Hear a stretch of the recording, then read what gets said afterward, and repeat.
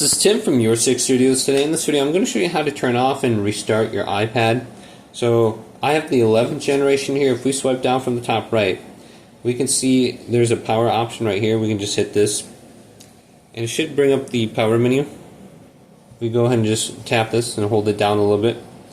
So you can see I have the option to slide to power off. All you have to do is just slide this to the right and I'll turn it off.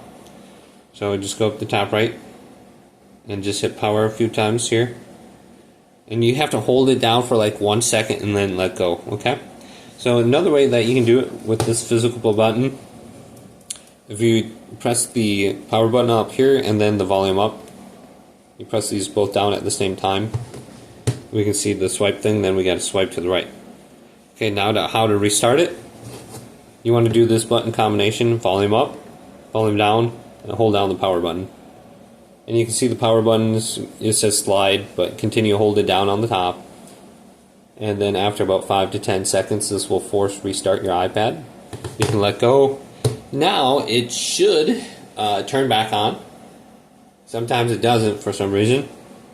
And then you can just press the power button and it will turn back on.